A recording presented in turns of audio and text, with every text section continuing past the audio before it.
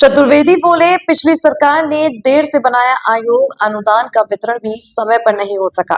कहा, निकायों को आत्मनिर्भर बनाना होगा।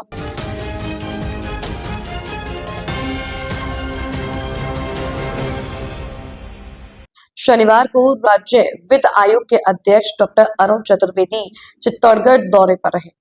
उन्होंने मीडिया से बातचीत में आयोग के कामकाज और आगे की योजनाओं पर विस्तार से जानकारी दी।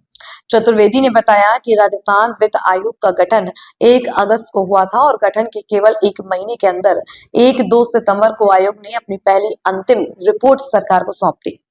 यह रिपोर्ट पंचायत राज संस्थाओं और नगर निकायों को मिलने वाले अनुदानों के बंटवारे का आधार बनती है। डॉक्टर चतुर्वेदी ने बताया कि पंचायतों और नगर निकायों को केंद्र व राज्य सरकार से जो अनुदान मिलता है, उसकी अनुशंसा वित्त आयोग करता है। सरकार भी आयोग की रिपोर्ट के आधार पर ही अनुदान भेजती है।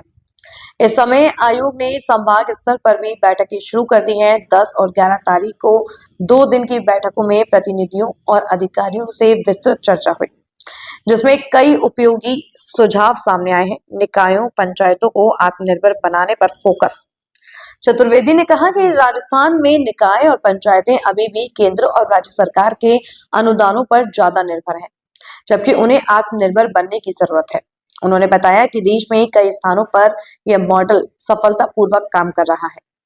उदाहरण देते हुए उन्होंने कहा कि भीलवाड़ा नगर परिषद कचरे से बिजली और गैस बनाकर हर साल करीब 3 करोड़ रुपए कमाती है। आयोग ऐसे मॉडलों को आगे बढ़ाकर पूरे राज्य के सामने पेश करेगा, ताकि पंचायतें और निकाय अपनी आय बढ़ाकर खुद को मजबूत बना सके। सरकार स्थायी अनुदान दे रही है। उन्होंने कहा कि चुंगी व्यवस्था भैरों सिंह सरकार के समय ही समाप्त कर दी गई थी। चुंगी की समाप्ति के बाद नगर निकायों को स्थायी रूप से राज्य सरकार की ओर से अनुदान मिलता है। अब यह राशि राज्य वित्त आयोग की सिफारिशों के आधार पर तय होती है। डॉक्टर चतुर्वेदी ने स्पष्ट कहा कि सिर्फ सरकारी अनुदान पर निर्भर रहकर जनता की बढ़ती अपेक्षाएं पूरी नहीं की जा सकती। निकायों को अपनी आय बढ़ानी होगी और जनता को भी अपनी जिम्मेदारी समझनी होगी।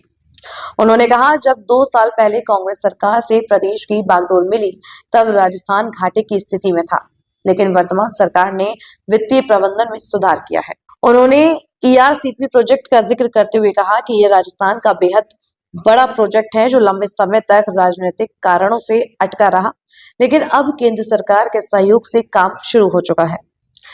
इसी तरह यमुना जल परियोजना पर भी काम शुरू हो गया है। सरकार विकास के सभी कामों को तेजी से आगे बढ़ा रही है और किसी प्रकार की कमी नहीं रखी जा रही है।